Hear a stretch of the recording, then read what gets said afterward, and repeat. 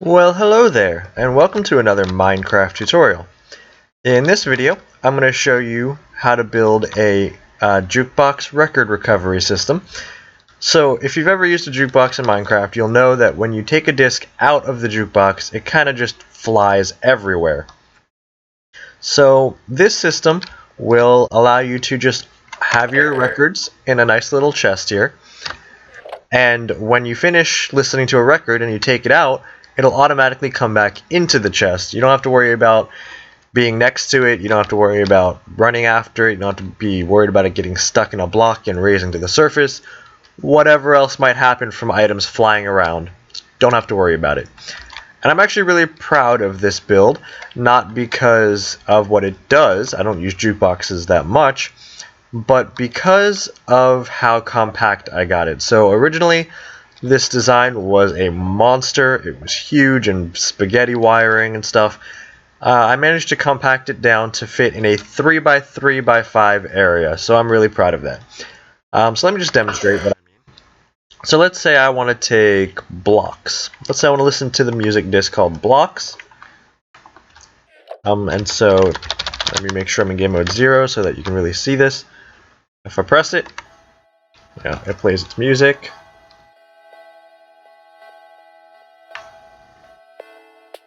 Right? And now I'm done, I'm tired of listening to it, so I take it out. You can hear pistons going into action in the back, and it goes right back into the chest. So I can just play my music, and then right click when I'm done, and it'll just go right back into the chest where it came from. So let me show you how this is done, and I will tell you a basic overview of how to build it. So game mode 1. The only things you need to build this are the stuff that's in my hotbar right now, and, of course, a jukebox. And, as always, some building blocks for support. So, the way this works is it takes advantage of hopper minecarts. So, if you, like I said, when you right-click to take a disc out of a jukebox, it flies everywhere. And if you try to just put a regular hopper on top of this jukebox to collect it, it's not going to work, at least not half the time, because the item will actually fly out and completely miss the hopper. So the good thing about hopper minecarts is that they have a much wider range of collection than regular hoppers, and they also collect stuff faster. And so we're counting on that to collect this item as it flies up. So that no matter which direction it flies in, it always flies up and to the side. So this will actually catch it before it goes off to the side and return it back to our chest.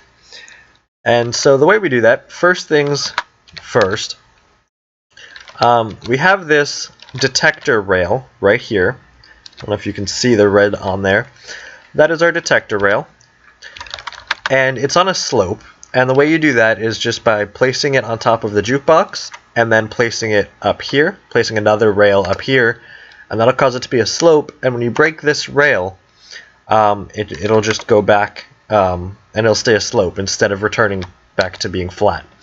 Now what you're going to want to do is put a regular rail on the block next to it first before you place the rail on the top, because otherwise when you place this rail, this one is actually going to flatten out, and you don't want that. So the reason we want this on a slope is so that this minecart will actually fall down a little bit. So you'll see it's not all the way up against the edge of this block. It's actually fallen down a bit. And you want that so that this minecart can be as close to this jukebox as possible while still being able to push it off later. So if it was not on a slope and it was just flat, we wouldn't be able to move this minecart with redstone. Because in order to do that, you usually need something like a powered rail, but obviously if we need a detector rail to see when there's items, then we can't really put a powered rail there. So this allows it to just fall from gravity without having to push it off with redstone. The problem is, if it just falls with gravity, then it's just going to roll off by itself, and it's not going to be there when we need to catch our item. So we need to trap it. So for that, we use this fence post. We just put a fence post floating on the block above here, and that traps it. And the reason we're using a fence post instead of a full block is because of the small hitbox. If we use a full block, then it'll actually trap this minecart up higher on the slope, and sometimes it won't catch the items coming out of the jukebox because it's too high up. And sometimes the items will fly much more sideways than it does vertically, and so it'll end up coming over here and not getting picked up. So we want this to roll down a little bit but still get trapped, so we use a fence post for the small hitbox. So that aligns everything, but once you have this set up here, once it catches an item, it's just going to sit there. So what we need to do is detect when it's caught an item, and so that's why we have the detector rail. So if you put a comparator coming out of a detector rail, then if there is a minecart with an inventory on top of it, that comparator will output a signal proportional to the amount that the inventory is full. In this case, we don't care how full it is, we just want to know that there's something in this minecart. So we put that comparator coming out of that detector rail going directly into a block with a torch on it. And this is so that we can invert the signal, and we send that signal into the sticky piston placed right next to the torch, which extends out and catches this fence post. So the idea is, as soon as anything, such as a record, is in this hopper minecart, then that detector rail will give this comparator a non-zero signal, and that'll turn off this torch. That'll in turn, not extend, it will contract this piston, and when the piston is retracted, it'll pull this fence post out of the way, and it'll allow this minecart to roll down the slope and around the corner. So that part's pretty much like the basics of it. And then the last thing is, once you have the minecart with an item rolling down this track, we need to unload it and drop it into here. Now, most of the time, it's just going to be a single item, right? A single record. So you don't really need an unloading station. You could just have it with a constantly powered rail here. So it should be able to pick it up as the minecart passes by and then bounces back. However, just to be safe, in case for whatever reason you've caught a bunch of items in here that you want to unload so it doesn't break the system, there is a full minecart unloader on this side. So the way this works is, when the minecart is coming through here, it's going to start depositing items in the hopper before it hits the block. As soon as this hopper has items in it, that comparator will turn on, which will turn off this torch and turn off this signal, and will depower this powered rail. And so that means that when this hopper minecart comes through here, it's just going to sit here on a depowered rail until all of its items have been unloaded. Once all of its items have been unloaded, then this hopper will become empty again. That'll turn this off, which will turn this torch back on, and it'll power the rail and send the cart back up to that slope, where it will just reset the system. So that's all pretty much good. So just to show you how that works, while looking at the back of it, we take this record, I don't care which one, play, and pop it out. It'll catch it, it'll fall down, it'll unload. Once it's unloaded, it'll bounce back. So you saw it flicker. That flickering was it turning off while the items were passing through the system. As soon as the items were done, it turned back on and sent it back up the hill. So that's pretty much the basics of this. That's how this all works. But there is a key thing to note, which is this repeater here and this redstone dust under it. Oh, by the way, this hopper is just connected into another hopper, which is connected into this chest. So that's just to return the record back to the chest. Simple enough.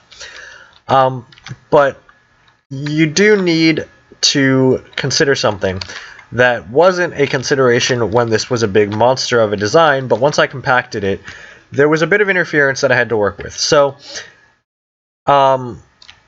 basically, this redstone dust powers this rail.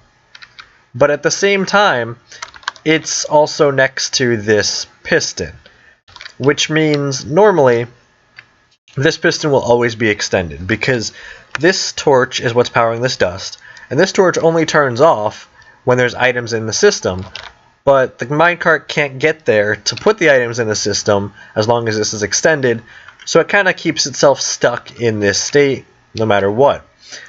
When this was a big monster of a design, this dust was way over here, and it wasn't interfering with the piston at all.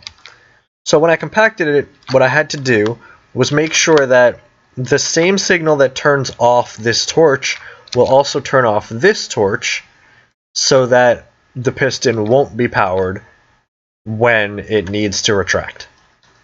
So in other words, we take this signal from this comparator that's going through this block with this torch, and we just repeat it with a repeater into a block to power this redstone dust, and that'll actually depower this torch as well. So that same signal will turn off this torch and this torch, and so the piston will be completely unpowered, and the minecart can fall through. And it's okay that we're doing that, because as soon as the minecart falls through and is no longer on that detector rail, this signal will turn off, which means it won't interfere with this system, because by the time the minecart gets to this unloading station here, it will already be off that detector rail, and this signal won't matter anymore. So yeah. And this is actually 3x3x6, but this wall doesn't need to be there. That's just for looks to help cover up the redstone. So the redstone itself fits in a 3x3 by 5 area. And actually, if you don't count this chest as part of the redstone, it's a 3x2 by 5 area, because one of those dimensions just counts this chest. So yeah. So that's the design. I hope I explained it well enough. If anyone wants a full tutorial where I go through and rebuild this thing from scratch, just comment below, tell me that, and I'll be happy to make one. But I think it's compact enough that this overview should be enough for you to go build it yourself if you want it. So yeah, again, I'm proud of this mostly for being able to compact it, because I'm generally not very good at compacting my redstone. If you've ever seen my tutorials, you'll know that. I make things that work, but aren't necessarily small. So the fact that I was able to compact this down so much, I'm very proud of. So there you go. A jukebox record recovery for your world. Completely survival friendly, of course, and pretty compact. So until next time, keep listening to music and keep redstoning.